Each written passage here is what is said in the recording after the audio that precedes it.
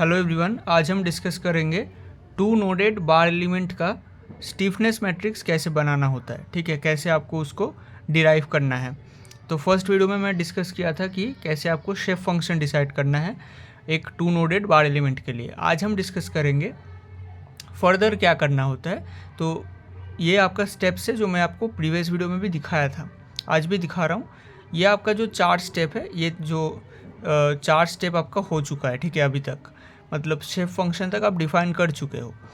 और यहाँ पे आज हम डिस्कस करेंगे आपको कैसे स्ट्रेन डिस्प्लेसमेंट रिलेशनशिप डिफाइन करना है और उसके बाद रिजिडिटी मैट्रिक्स डिफाइन करना है। ठीक है, और उसके बाद आपको कैसे स्टिफनेस मैट्रिक्स को डिफाइन करना है पर एलिमेंट। ठीक है, स्टिफनेस मैट्रिक्स पर एलिमेंट के हिसाब से हम डिसाइड करते हैं।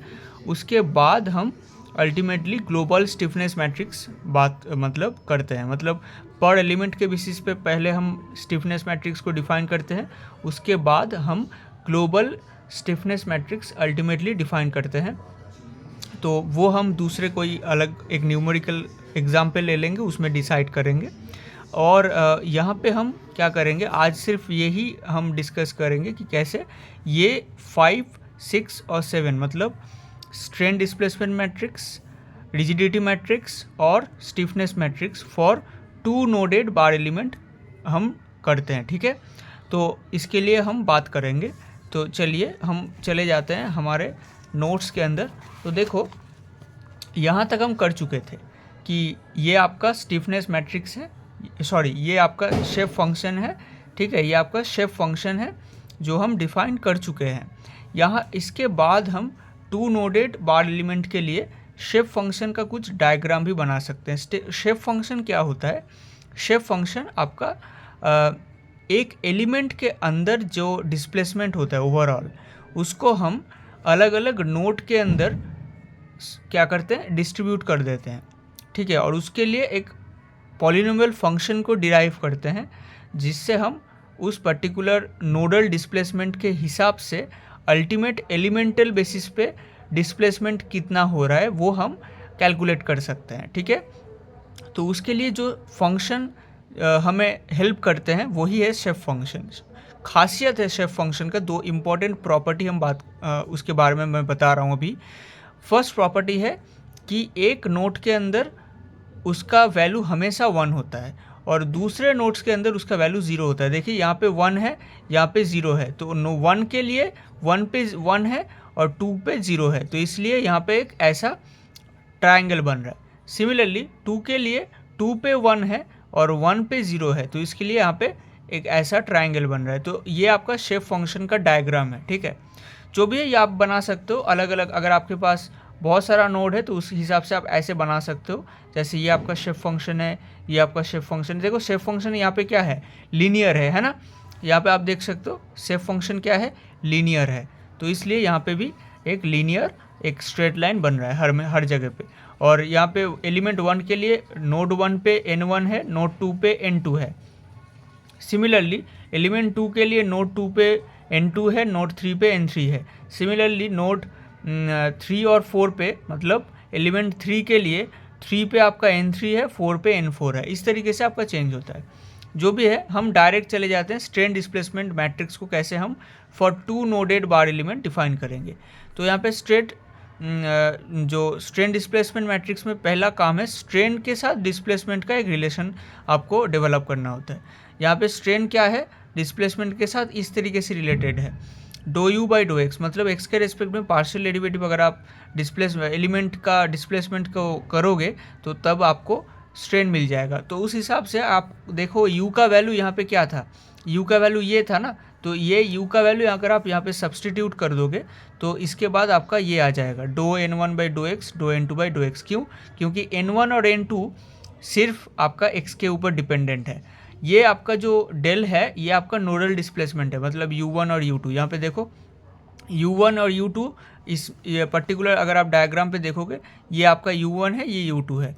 तो नोडल डिस्प्लेसमेंट x के ऊपर कोई भी डिपेंडेंसी नहीं रख रहा है, सिर्फ और सिर्फ ये जो शेप फंक्शन है यही x के ऊपर डिपेंडेंट है। तो इसलिए यहाँ पे सिर्फ n1 और n2 पे ही आपका x का जो डेरिवेशन है या पार्शियल डिफरेंशिएशन है वो होगा। तो इस हिसाब से आपका क्या होगा, do n1 by do x, do n2 by do x और यहाँ पे डेल्टा। अगर आप यहाँ पे n1 को x के रेस्पेक्ट में डिफरेंशिएट करोगे, यही आपका n1 है ना, ये आपका n1 है, तो इस n1 को अगर आप x के रेस्पेक्ट में डेरिवेटिव करोगे तो क्या आ जाएगा, -1/l। सिमिलरली ये आपका n2 है, अगर आप n2 को x के रेस्पेक्ट में डेरिवेटिव करोगे तो उस केस में आपको रिजल्ट आएगा 1/l। तो सिमिलरली यहाँ पे लिखा गया देखो -1/l और 1/l। एक्चुअली यही आपका स्ट्रेन डिस्प्लेसमेंट मैट्रिक्स है। स्ट्रेन डिस्प्लेसमेंट मैट्रिक्स का जो फॉर्मूला है वो है आपका strain equal to something matrix into nodal displacement. तो उस हिसाब से अगर आप कंपेयर करोगे देन आपको पता चलेगा यही आपका क्या है, स्ट्रेन डिस्प्लेसमेंट मैट्रिक्स है, जिसको हम बी से रिप्रेजेंट करते हैं, ठीक है। और ये आपका ये है। फिर आपका रिजिडिटी मैट्रिक्स बन जाएगा जो आपका डी है। एक्चुअली हम अगर स्टेप्स आपको बताएं तो शेप फंक्शन के बाद स्टेप क्या है, स्ट्रेन डिस्प्लेसमेंट मैट्रिक्स, फिर रिजिडिटी मैट्रिक्स। तो रिजिडिटी मैट्रिक्स आप यहाँ पे बनाओ।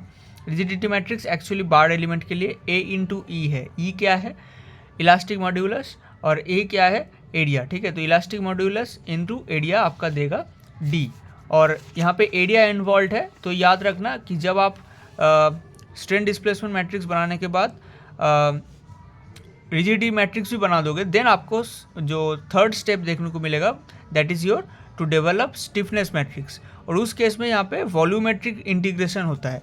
अगर आप यहाँ पे डी के अंदर एरिया इन्वॉल्व कर दिए हो देन वो जो आप, और यहाँ पे स्पेशली ये क्या है 1D एलिमेंट है, तो इस केस में यहाँ पे इंटीग्रेशन पे वॉल्यूमेट्रिक नहीं होगा, यहाँ पे वो इंटीग्रेशन सिर्फ और सिर्फ लीनियर बेसिस पे ही होगा। तो इस केस में आपका जो इंटीग्रेशन बनेगा वो क्या है मैं आपको दिखा रहा हूँ। सो आपको ये समझ में आ गया है इतना तक कि ये इस तरीके से आपका स्ट्रेन डिस्प्लेसमेंट मैट्रिक्स डिफाइन होता है। फिर आपका रिजिडिटी मैट्रिक्स भी इस तरीके से ही डिफाइन होता है ना। फिर आपका जो आखिरी जो स्टेप है वो है आपका स्टिफनेस मैट्रिक्स को डिफाइन करना या डिराइव करना। तो उस केस में ये आपका बेसिक फार्मूला है, लेकिन यहाँ पे ये 1D है और यहाँ पे हम सिर्फ और सिर्फ लीनियरली वेरी करेगा, तो इसलिए 0 to L, और नॉर्मल हम लीनियर जो इंटीग्रेशन है वही हम यहाँ पे यूज़ करेंगे, मतलब 1D इंटीग्रेशन। तो यहाँ पे आप देखो फार्मूला रख दिया, और बी ट्रांसपोज यहाँ पे मैं करके दिखा दिया। बी आपका क्या है, बी आपका यहाँ पे अगर आप देखोगे बी क्या मिला, 1/l इंटू -1/l 1/l, ठीक है। तो यही आपका मैट्रिक्स है। तो उस हिसाब से आपको मैट्रिक्स में क्या होगा, बी ट्रांसपोज यहाँ पे इस तरीके से देखने को मिलेगा। फिर आपका जो बी है वो आपको किस तरीके से मिलेगा, इस तरीके से देखने को मिलेगा, और बीच में डी है।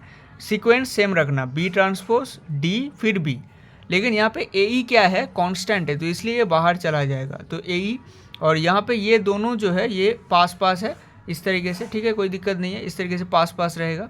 और फिर यहाँ पे 0 to L, और इसको अगर आप मैट्रिक्स मल्टीप्लिकेशन यूज़ करके क्लास 12th में जो आप पढ़ चुके हो उसको यूज़ करके सॉल्व करोगे तो उस केस में ऐसा बनेगा 1 -1 -1 1 AE/L² यहाँ पे आ गया। लेकिन याद रखना 0 to L dx वो आपका क्या देगा, L देगा, है ना। 0 to L dx क्या देगा, L देगा। तो उस पर्टिकुलर L² जो डिनोमिनेटर पे था उस हिसाब से L² और L कट जाएगा, नीचे सिर्फ और सिर्फ L रहेगा। तो ऊपर रहेगा A इंटू ई, नीचे रहेगा डिवाइडेड बाई L। तो यहाँ पे अल्टीमेटली जो एक्सप्रेशन बन रहा है दैट इज़ योर AE/L, और ब्रैकेट के अंदर मतलब मैट्रिक्स के अंदर 1 -1 -1 1। तो अल्टीमेटली एक्सप्रेशन ये है, याद रखना ये आपका फॉर 2 नोडेड बार एलिमेंट के लिए है। तो इस तरीके से आप पर element stiffness matrix for 2D जो 2D बार एलिमेंट है उसके लिए डिफाइन कर सकते हो या डिराइव कर सकते हो। मिलते हैं नेक्स्ट वीडियो के अंदर।